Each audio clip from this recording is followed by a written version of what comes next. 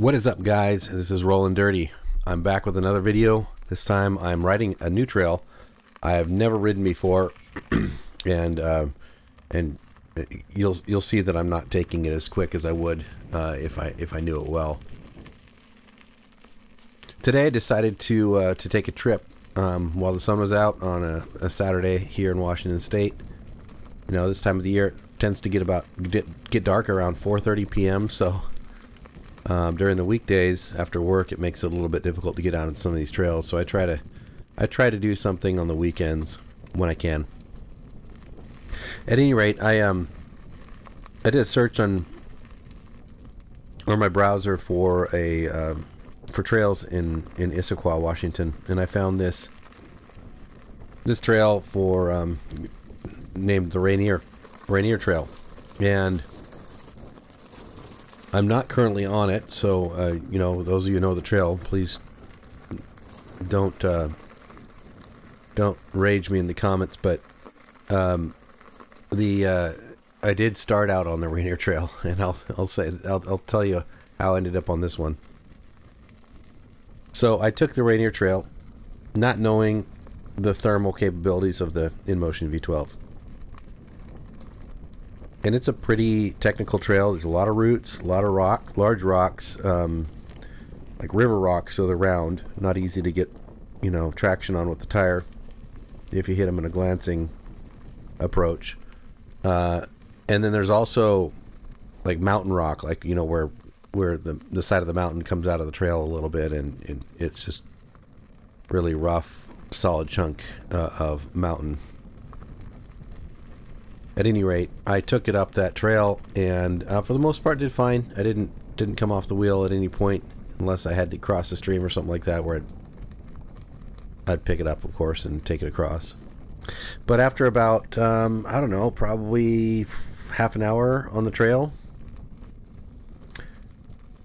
I started noticing that it wasn't the unicycle wasn't behaving the way I'm used to it behaving. So I checked the temperature on the app just to see what the thermals were like, and it did seem pretty warm. Certainly not as high as others, but warm enough for me to say, okay, it's time to take a little break and maybe stop the ascent, because I'm not really willing to wait for it to cool all the way down to continue. So I ended up waiting for it to cool down a little bit, and then I turned around and I rode it back down the trail. And I came across the trail that I'm on, which is the Bonneville Power Line Trail. And you can see why it's called that. Apparently Bonneville Power owns these power lines. And this is the service access road that is used, I believe, by them to get underneath these lines to each of the towers. You can tell it's not exactly a smooth ride here either, but after the other trail, I welcomed this. Let me put it that way, and it did offer me a little bit of a challenge, so I appreciated that, because it's easy just to ride on smooth surface and kind of get complacent, but I wanted something that would push my abilities a little bit further. Always trying to learn.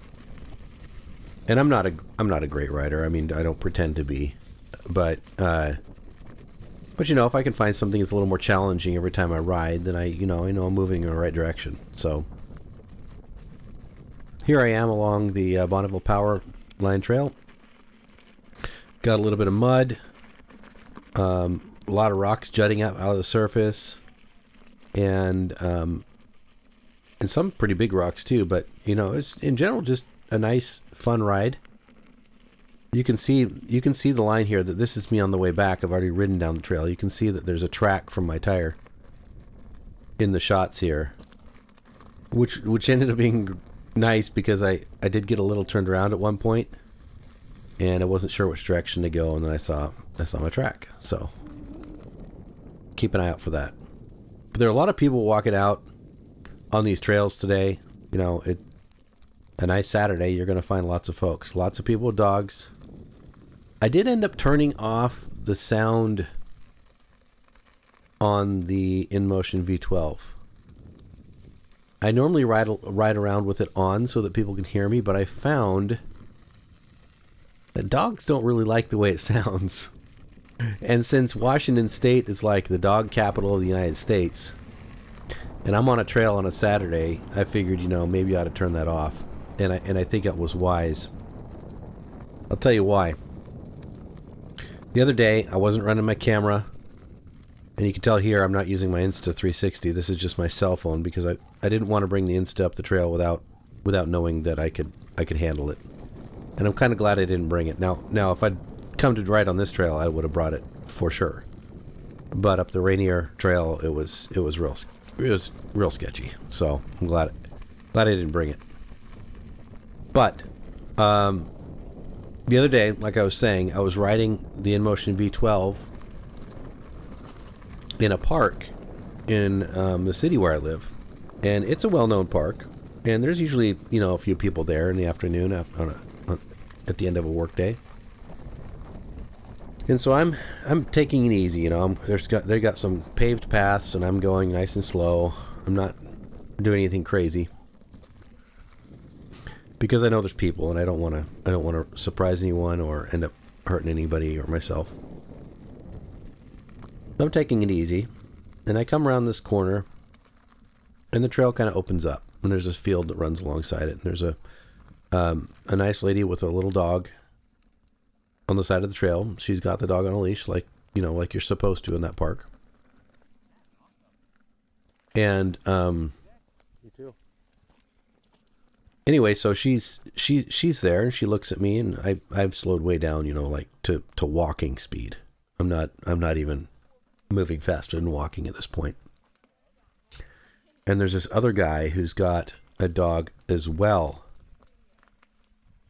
but his dog's off a leash, and it's this little, looks like a blue heeler. That's the way it looked from its outer appearance.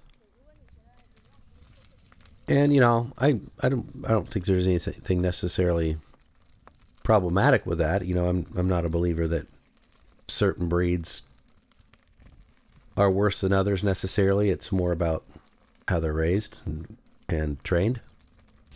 But this particular dog was off the leash, and he came, as soon as he heard my unicycle, he came running right at me. And he got up, and I stopped. I stopped because I knew what was happening. If I was going to keep going, he was just going to chase me, and it was going to be me running him over on accident, and me hitting the ground as a result. Or, I could stop and see if I could help calm this dog down before he does anything stupid. Well, I stopped. And the dog did seem to calm down a little bit once I stopped. And the owner was able to call him back a little bit. And then I got back on the unicycle, and I started rolling just gently, but it still made a little bit of that sound. And the dog came back, and he bit my ankle. Now, I was wearing 3 pairs of socks. One really thick pair of socks, and I was also wearing double layer pants because it was cold. So I honestly wasn't afraid for myself at all. And when he bit me, he didn't even get through my pants. But I do have a photograph of my pants where there's the saliva marks from his mouth on me. But anyway, so what was interesting about this, you'd think the dog owner would be, would say, I'm sorry, didn't, should have had him on a leash. But instead he went ahead and tried to lecture me on the trail rules, insinuating that I wasn't allowed to be on the trail. He's running from me with the unicycle. And see, he wasn't like this guy. This particular guy right here does the right thing, and this dog didn't even bother me. He's supposed to be holding a leash, but he wasn't. No big deal. But he controls his dog and lets me by. No big deal. But this guy back at the park, my gosh, he decided to lecture me on trail rules after his dog bit me while it was off the leash in a park where it's supposed to be on the leash. And I ended up telling him, don't lecture me about trail rules. Number one, you're not even right about that. Unicycles are allowed on that trail. But don't lecture me about trail rules when you yourself aren't abiding by the park rules and your dog's going around biting people. And that got him really pissed off for some reason. And he wanted to fight me. Just, as a grown adult, I don't react that quickly to that kind of an instigation, and so of course I didn't engage. But he was pretty belligerent, pretty unrepentant, and just rude, which is kind of abnormal. Most of the time people with dogs are nice. I run into a lot of people with dogs when I ride unicycles. I've never had that experience. So I feel bad for the dog, mostly because that guy's his owner. And, it wasn't a situation where I was going to report him or the dog or anything like that. I just wanted to be on my way. But anyway, just an interesting perspective on, how something like that can go when you have an interaction with somebody. Because their dog is misbehaving or the owner's misbehaving. It was unfortunate. Felt kind of bad about that, but it really wasn't my fault. But at the end of the day, I do think that the sound that the Inmotion V12 makes when you turn on that option in the settings can make a dog uneasy, because it does kind of sound like a growl a little bit. That being said, it's not it's not my fault that this dude's dog was off the leash or that he couldn't control it. You know what I mean? That's not my fault. So I'm not telling you to turn the sound off for yourself or anything like that if you have one of these. I'm just saying that this was my experience, and around dogs I will probably just keep it turned off, because I don't really feel like I need to have it on necessarily, especially when my wheel's on gravel and making noise. And secondly, I don't need to cause any of those poor dogs to be uneasy for whatever reason because they think it's a growl.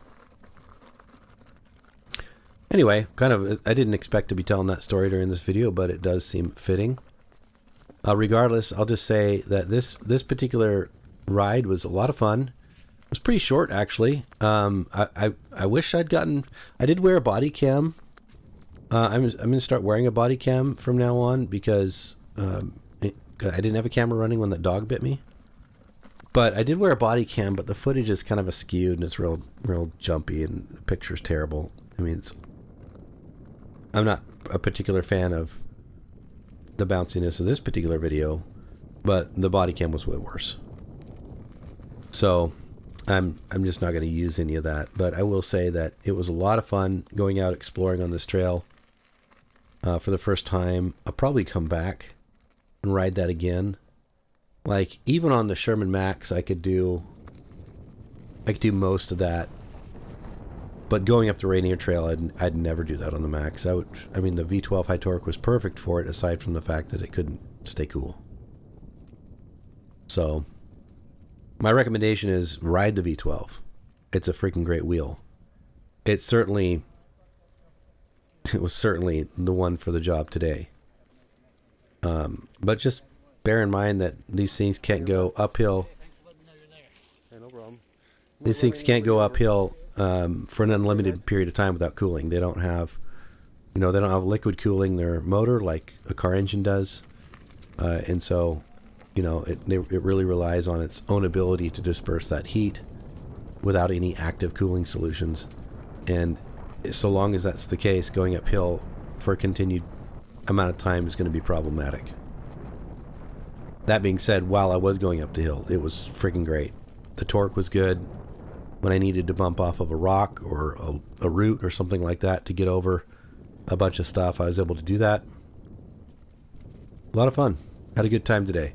Even though it was a short ride, because I had to get back to do some additional work. Life is it's all about how much work you can get done, and the weekends you gotta get it done while you got the time.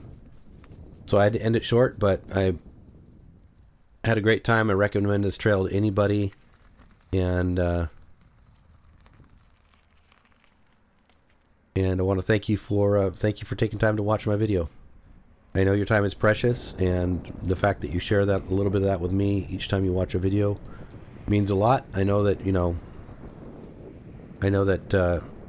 people tend to watch a lot of stuff on YouTube, but thank you for choosing my video, and I hope you'll subscribe and come around next time to check out what's coming up next. I've got some cool videos in the works, some a little more technical than others, but I will have more coming out. So stay tuned, and we'll catch you next time.